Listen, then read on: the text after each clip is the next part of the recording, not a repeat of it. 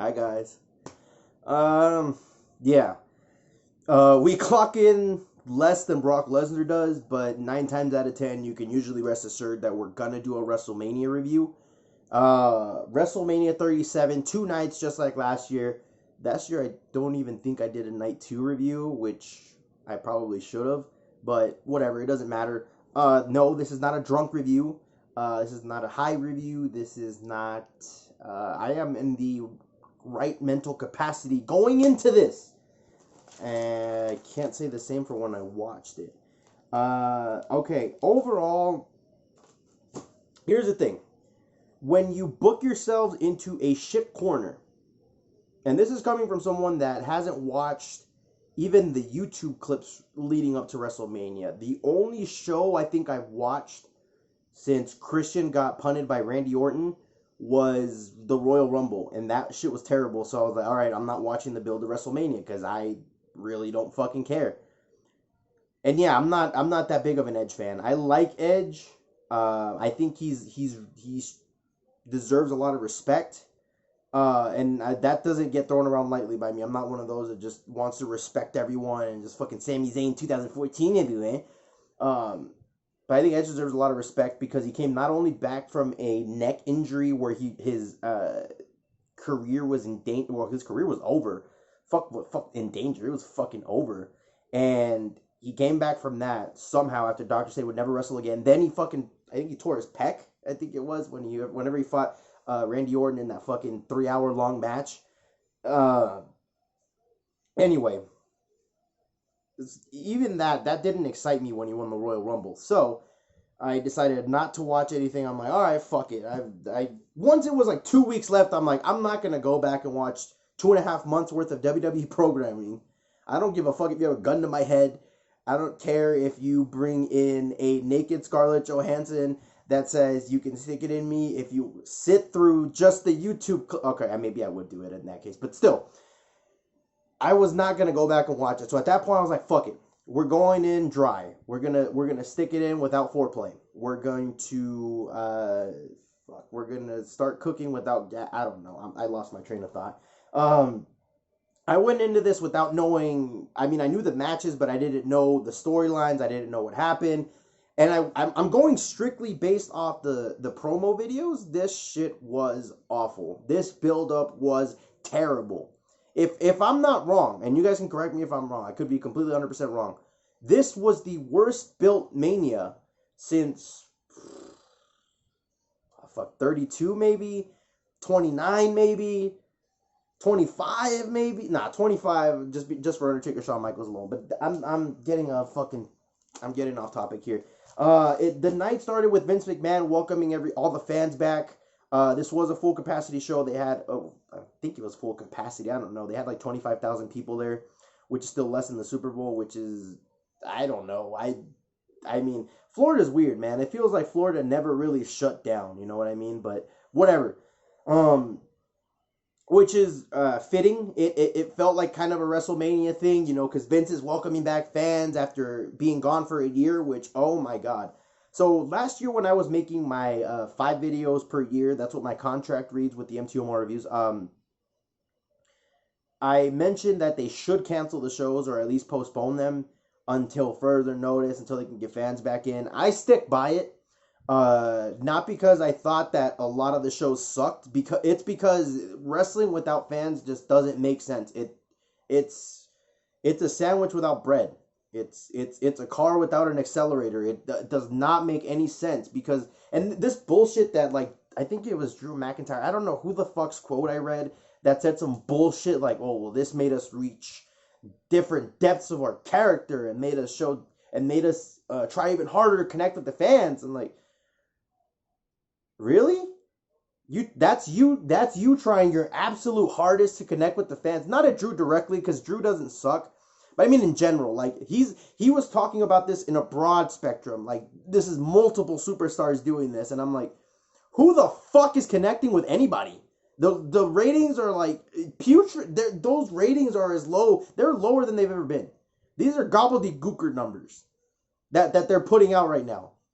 And I don't know, man. The part of the reason that these guys suck so bad too is not just because they if this is as hard as they can go with giving their character depth and trying to get the fans engaged, I can see now why they script their fucking promos to the letter. Because when WrestleMania started, it was a rain delay, which is ironic. I don't understand how the WWE has never had this happen before, because they've had multiple shows in an outdoor setting, and it was an outdoor WrestleMania. It was Florida. It was whatever. And it just, okay, this is the one that it had to happen with. Well, the first time that we let fans back in, fine. What do we do to kill time? We can't play the same fucking promos that we've been playing for the last 3 hours during the pre-show, because people are going to get fucking fed up of this shitty build. So let's just interview the guys backstage. Okay, cool.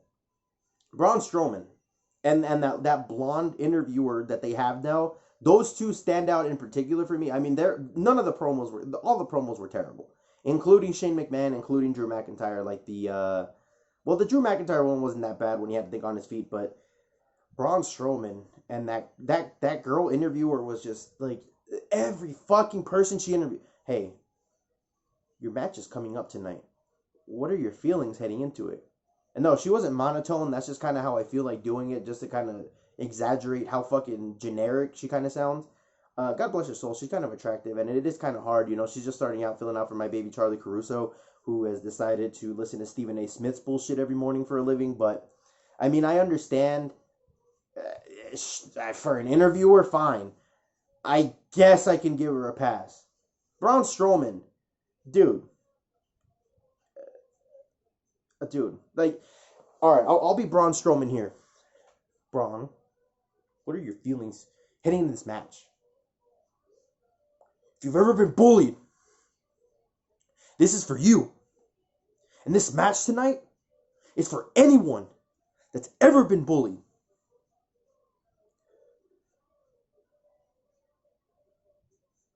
And if you've been bullied, this match is for you.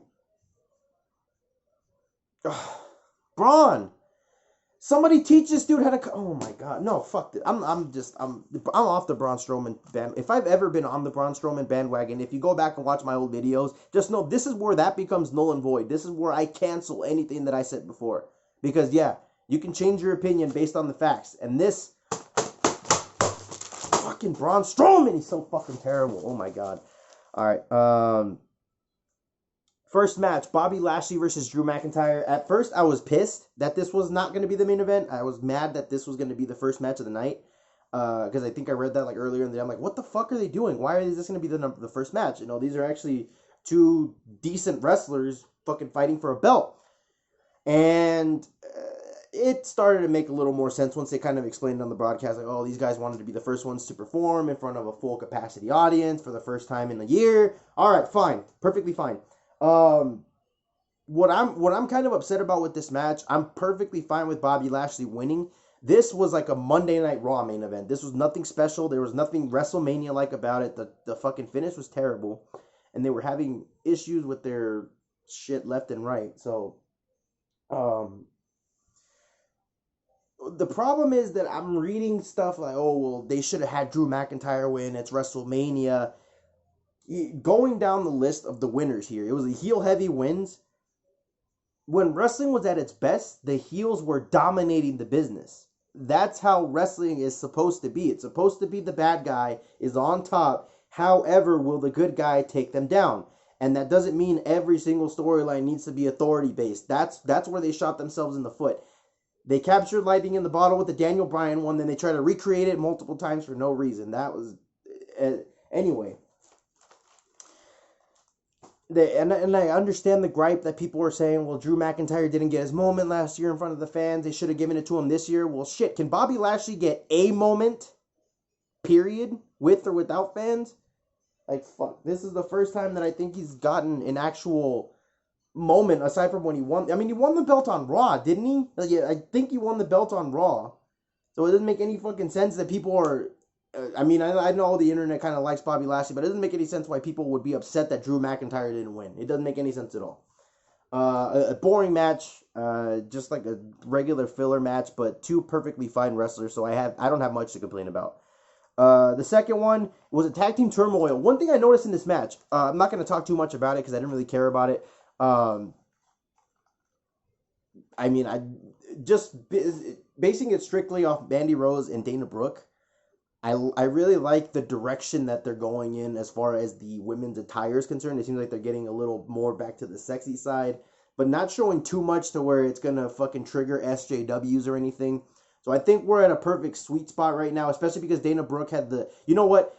Mandy Rose might have had a slip, but I think Dana Brooke's slip was a lot better. Anyway, here's my thing.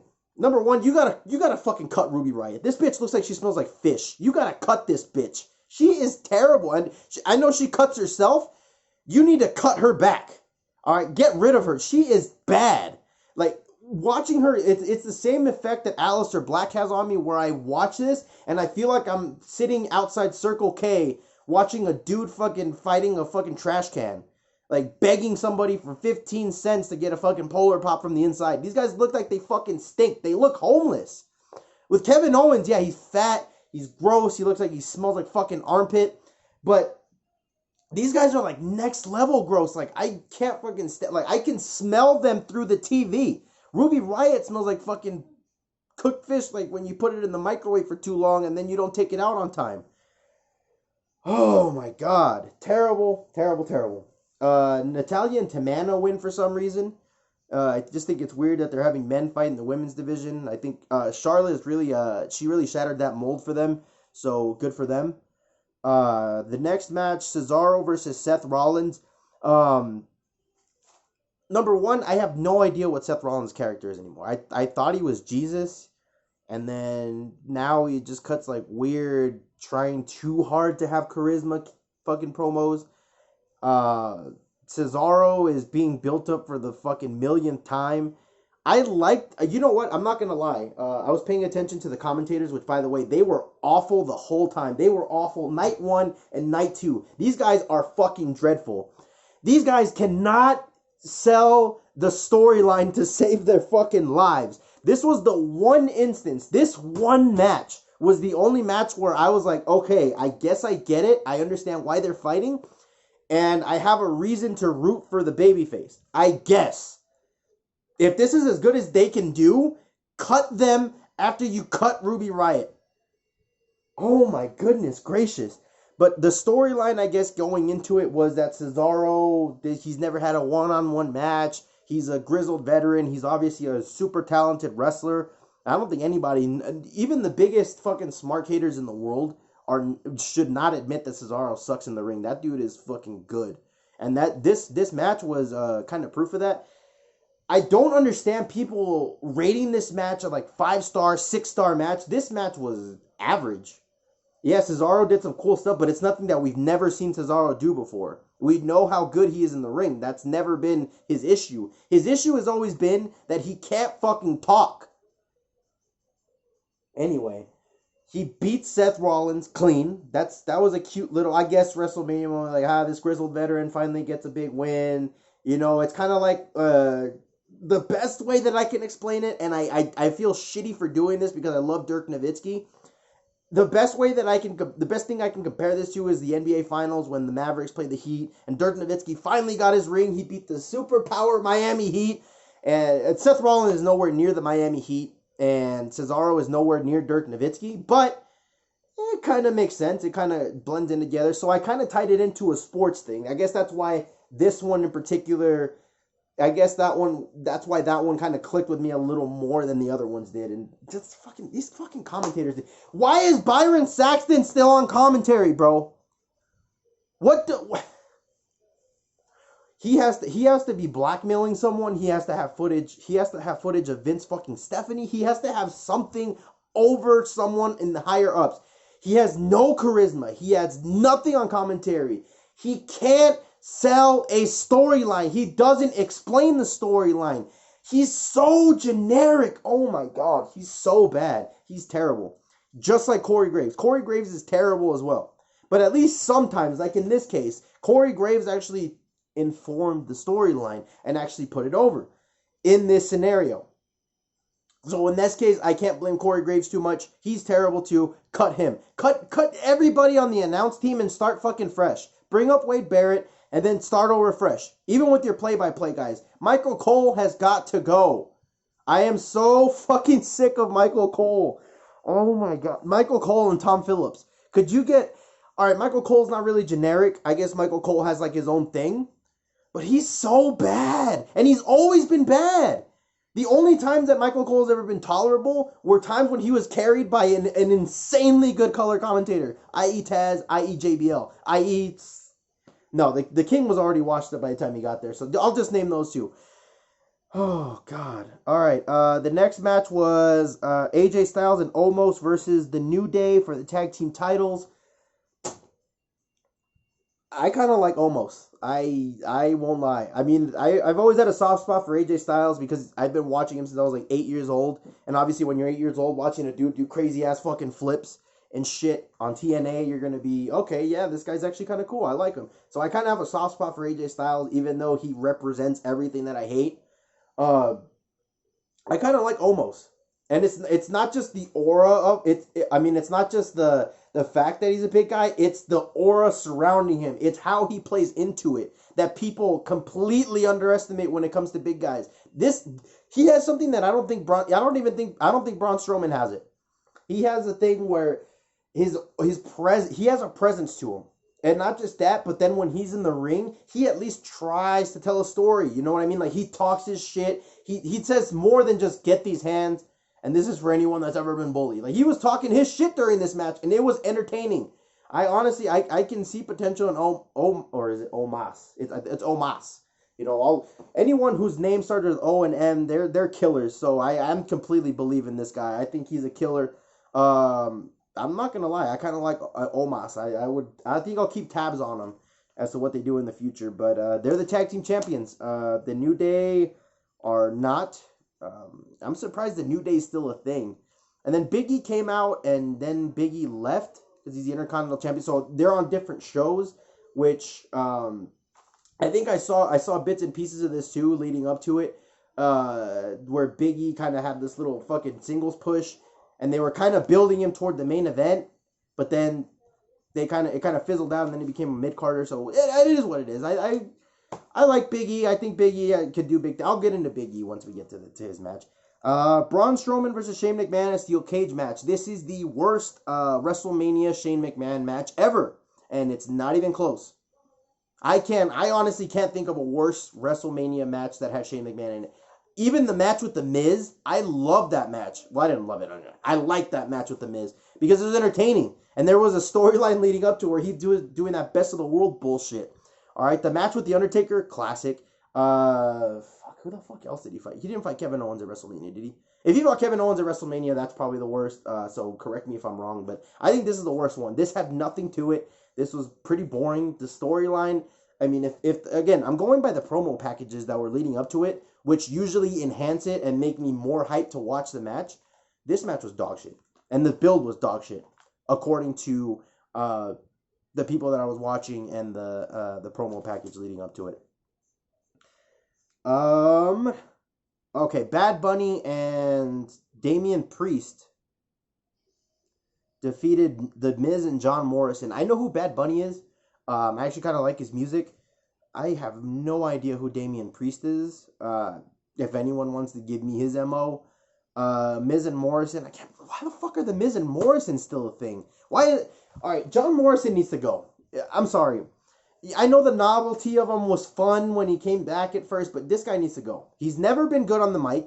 He's always been one of those fucking spot monkey type guys, and they don't even use him for that anymore. So what's the point of having him on the roster? He's filling the role of Alex Riley. Anybody can do that. He's literally Alex Riley, but obviously he's a lot more talented in the ring, but fuck, a lot less charisma for sure. If anyone's ever heard this guy cut a fucking promo, God, I mean, I guess that makes sense why they would keep him with The Miz, but they're not doing anything with either of the two. Yeah, they made The Miz WWE champion for like 20 minutes. Big fucking deal. Alright, this is where the rage is going to come in. The main event, Sasha Banks versus Bianca Belair for the SmackDown Women's Championship. The rage does not come from the fact that there's women main eventing the show. You guys need to get the fuck... People... As soon as people hear fucking critiques of anything that is related to the women, automatically you're misogynistic. Automatically you're a sexist. That's bullshit. That's bullshit. This match, according to the promo packages and according to every fucking review person that I watched, this build was trash. This build was horrible. The Royal Rumble win for Bianca Belair didn't even feel like a Royal Rumble win. And from what I saw from the promo packages, Bianca Belair is awful on the mic. Why the fuck were these guys main eventing? This is such a progressive, fake woke bullshit move by the WWE that pisses me off. Because now, not only do you push this onto your people, you have these fucking sheep, these fucking dumbasses running around calling this the greatest main event in WrestleMania history. Can you kiss my ass? And then while you're there, give me a nice little rim job. And while you're there, kind of get a little hair on the side, shave a little bit off. Dude, the greatest main event in WrestleMania. Oh my fucking God. This is so fucking dumb. And I wouldn't be surprised if Sasha Banks believes it her fucking self. This fucking, oh my God. No. Not even fucking close. This match was so boring, so generic. The only thing memorable was when she whipped Sasha in the rib with her fucking hair. So tell me something. Explain to me, and I might make a separate video on this, because I don't feel like I'm properly raging hard enough. Maybe I'm a little rusty at it. Explain to me how a match with shit build, one of the two participants is terrible on the mic, the other one is pretty fucking stale, if I say so myself, and then the match itself ends up being boring and generic. No stories being told because there's no story to be told in the fucking match because the build-up was so fucking terrible. Your commentators are awful. Your fans are fake fucking... In the very beginning of the match, can you fucking shut the fuck up? This is not... just because they're women main eventing the show. This has happened already. Nobody complained when it was Becky Lynch, Ronda Rousey. They complained about Charlotte, but that's because she was shoehorned in for no reason. But the point is... Nobody's complaining about this because it's women, so you don't have to fake praise it because it's women. This is trash. This belonged in the middle of the card for when people were going up to take a shit in the middle of the show, buy their commemorative cups, go through the fucking merchandise shop. In my case, I needed to go see my fucking psychiatrist during this shit because of the fucking bullshit I was reading online. It was not a classic. It's nowhere near the greatest. It wasn't even the best match of this night. Let alone of this WrestleMania, let alone of all time. So you can shut the fuck up with that bullshit. You can stop that bullshit. And I might seriously have to make a whole nother fucking video on this. This is ridiculous that this is getting so much fucking fake praise for the most generic, boring, garbage fucking match I've ever seen in my life. I'm sorry. This is bullshit. If you guys want to play the whole, this was incredible, this is the greatest match in history, then I'm going to say this is the worst match I've ever seen in my life. The fuck out of here with that fucking dog shit. Stupid fucking shit. Get the fuck out of here. Alright, night 2. Randy Orton opened up against The Fiend. Why the fuck? I mean, knowing now, first of all, the finish to this match was awful. The finish to this match was garbage. You do all this shit. You burn Bray Wyatt alive. You bring him back with a new look, which, by the way, is better than his original look. So you should have kept that. You should have just kept that look and ran with it. But not only do you do that, then you have him lose clean to Randy Orton in his comeback match after Randy Orton burned him alive like 3 months ago. And not only do you have him lose clean, but the way that it's done is like the most confusing. Like nobody knew what the fuck was going on. This is the one time that I agreed with the fans. Is they were booing this bullshit. They were like, what the fuck just happened? Like, this is an inconclusive finish. I shouldn't say he won clean, because it wasn't really clean. It was an inconclusive finish for WrestleMania for a babyface. On a feud that's been dragged on to hell and back. Someone explain this to me. I've been out of the loop. I could just be losing my touch as a wrestling fan. And you guys can correct me if I'm wrong. I'll gladly take the criticism. But fuck, this was just dumb. Like, Bray Wyatt can't get out of his own way at the bottom. That you could do whatever you want to do with Bray Wyatt. You could fucking turn him into a tranny and have him fight Charlotte for the Who's the Real Woman belt, and he'll probably still lose. He can't get out of his own way. That's the bottom line. There's anybody that's a Bray Wyatt fan, you need to stop doing that to yourself. Honestly. Nia Jax and Shayna Baszler defeated Natalya and Tamina for the tag team titles, player. Okay, the only takeaway from this match was, the only thing that I liked was when Nia Jax told Tamina that she ain't shit. Literally said, "You ain't shit. This is my house, bitch," or some shit like that. Shit was hilarious. When she was talking her shit, I was getting into it. So, fuck it. I like Nia Jax. All right, kill me. Kevin Owens versus Sami Zayn with Logan Paul. Hey, listen, guys. I've been out of the loop, so if I'm wrong, I'm wrong. Sami Zayn was entertaining tonight, and Sami Zayn seems like he's entertaining now. So if I think I'm gonna start watching the shows a little bit. I'll try to start the Raw and SmackDown reviews now, and I say try because I don't want to tell you that I'm gonna do it and then I don't do it because I don't want to watch wrestling. So I think I might like Sami Zayn now. This is a wait and see type deal, but that shit that he pulled tonight was hilarious. I guess the thing with Logan Paul at the end, yeah, Kevin Owens won. Nobody cares. We've seen this match a million times. I've never cared, not from the beginning. Even if I would have gone to those garage shows, I wouldn't have cared then. I don't care now. Nothing has changed. The Logan Paul thing, I guess, it was kind of a WrestleMania moment. They're kind of taking advantage of the whole Jake Paul clout that he's getting right now because he's going to fight Ben Askren next week in a boxing fight. So it felt WrestleMania. The only thing is just that the Kevin Owens threw me off. I'm sorry. He tried. They tried to do something with it. They tried to have Kevin Owens do it, but he threw me off, and it just kind of ruined it completely ruined that fucking segment. I'm sorry. It's Kevin Owens is just he needs to get cut. You guys need to go through a purge through your fucking roster and start from scratch. No matter what you need to bring in guys that can talk. All right, we'll work on their wrestling skills later. Just bring in guys that can talk. Fuck. While I'm on the topic, you know what? This is what people just continue to not understand, is that wrestling doesn't really matter.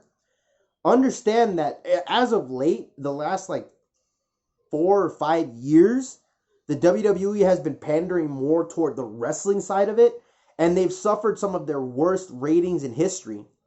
And I think back to something like when Roman Reigns won the Royal Rumble and they were like snowed out or some bullshit, and they just had that Roman Reigns and Brock Lesnar backstage segment, and those fucking ratings were through the roof.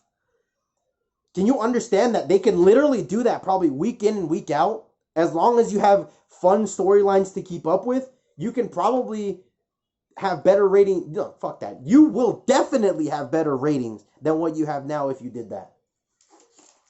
Oh my god. Do people understand this now? Has it finally dawned on people? Guys, fill me in, because I haven't been in the loop as much. I hardly keep up with wrestling at all anymore, so if I'm out of the loop with it, just let me know. Sheamus defeated Riddle for the United States Championship. Fella, I still fucking hate Sheamus, but I will not lie. I wanted Sheamus to win this match. There's something about Riddle that I don't like. I can't put my finger on it. He's pretty fucking corny. And it's not like funny corny like Kurt Angle was. It's just like annoying corny. Like, get the fuck off my screen. Like Victoria Justice acting like she's still on Nickelodeon even though she's 29 and needs to drop fucking more nudes already type shit.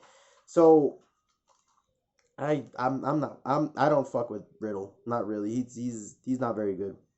Apollo Crews defeated Big E. Apollo Crews is another one. I think I like Apollo Crews now.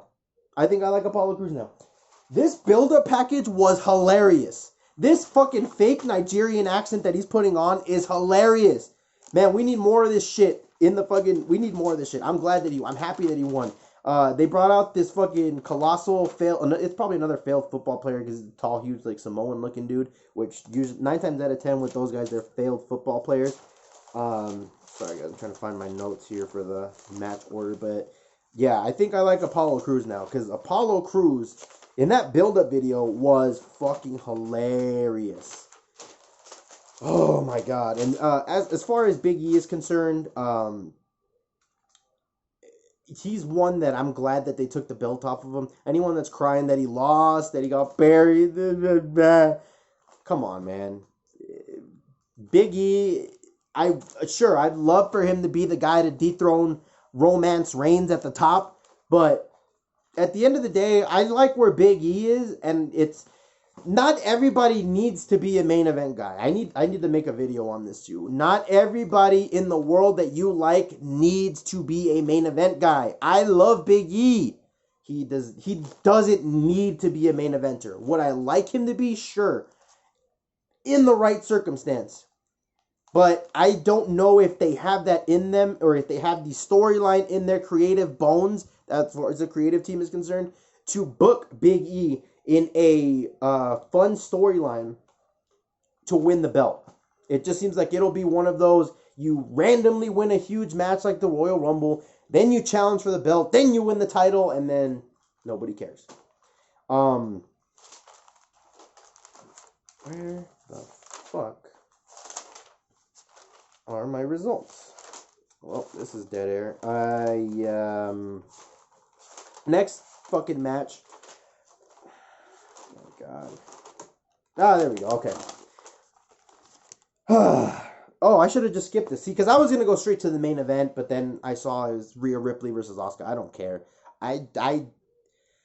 Rhea Ripley is the weirdest fucking thing I've ever looked at.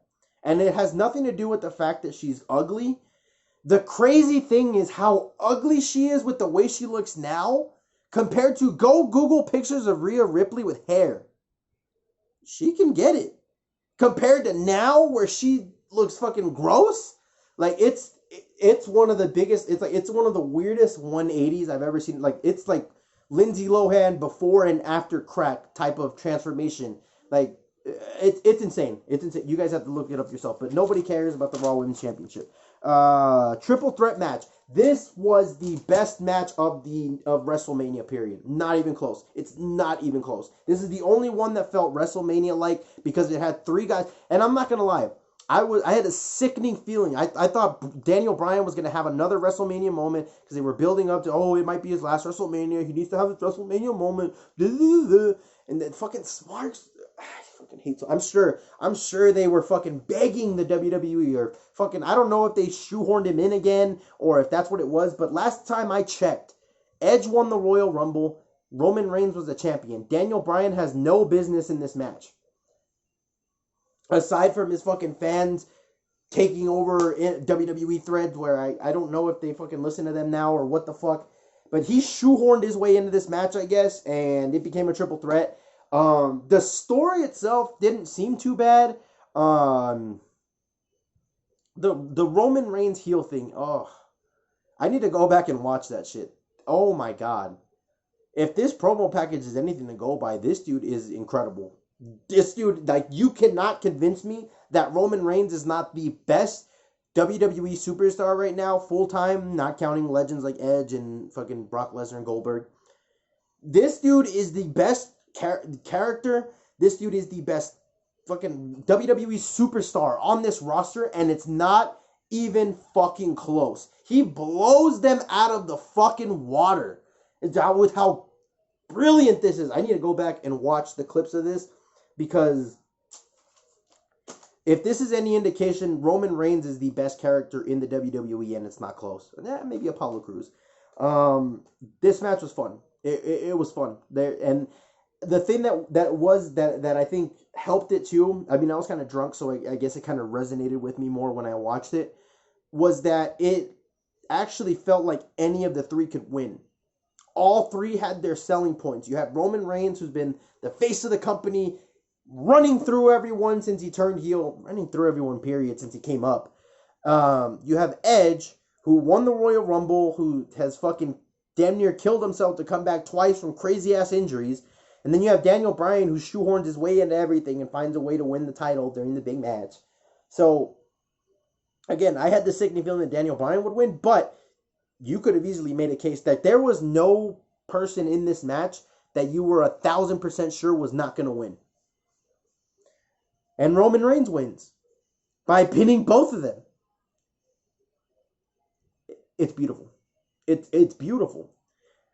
I'll conclude with this. This was a point that I made earlier. When wrestling was at its tip-top peak, the heels were running the show. You need the heels to build stronger baby faces. It's wrestling 101. Without a strong heel, you don't get strong baby faces. This is exactly why the only heel that has ever benefited a babyface for like the last 15 years or so, maybe a little bit less, I'm exaggerating, probably 10 years. The only heel that has benefited a babyface is Brock Lesnar. Every other chicken shit, pussy heel that loses, that doesn't win any of his matches on his own, even though Roman Reigns had help, the fact that he pinned both of them dominantly like that makes a difference. Even though Jey Uso interfered, that is huge. That might as well be a clean victory over both of them because you pinned both of them. You left no doubt. There's no matter of fact, there's no ifs, ands, or buts. There's no rematches for either of them. You beat both of them. Literally. And the same shit with Bobby Lashley, winning the way that he did, just fucking choking out Drew McIntyre, who's been the champion for over a year, who beat Brock Lesnar.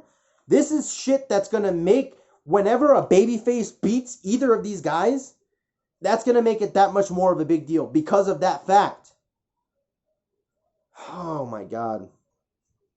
I love it. I need to go see what the fuck smarks are saying about Roman Reigns winning so I can laugh hysterically because I'm sure they're pissed off. I don't know. Maybe they like him because he's a heel now. I don't fucking know. But, yeah, that's pretty much it. That was WrestleMania 37. Holy shit, this was a long video. Yeah, guys, I think I'm going to try to start watching the shows. I can't guarantee that there'll be reviews, but so I can at least kind of keep up topical videos and keep them going. I try to get MTO to come out for this video, out of the closet, that is, and he wasn't having it.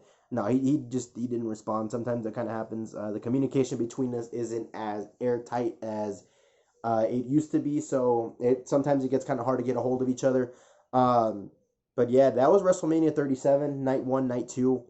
I'm probably going to do a follow-up Bianca Belair versus Sasha Banks video. I just want to do that just to bury that match because of how much people are gassing this up. Like, it's like how much people have gassed it up. Like, because I've seen it, and again, it's not that I'm reading what smarts are saying. No, because the WWE now is a real sport, they're getting shit on Fox Sports and shit like that, or I'll go on Bleacher Report and sometimes read that. Those are the sites that are saying this is the greatest main event in WrestleMania history. And that's where my gripe is. I could give a shit if a dude whose favorite wrestlers are Finn Balor, fucking Sami Zayn, Kevin Owens, and you think this is the greatest match ever. That just tells me that you consistently have no taste. Then you get something like Fox Sports that's supposed to kind of present shit that's factual, or I guess in a sense, I don't know, maybe they're the fake news. It's just, oh my God, that's what kind of pulls the strings, and I think that's what kind of made me want to do this video too. But yeah, guys, I hope you guys had fun with this. I did. If you guys want Raw or oh fuck it, I'm not watching Raw. If you guys want a SmackDown review, I'll try to do SmackDown reviews from here until the next pay-per-view, and then we'll see where it goes from there. I might not get the next pay-per-view. I'm not going to buy Peacock.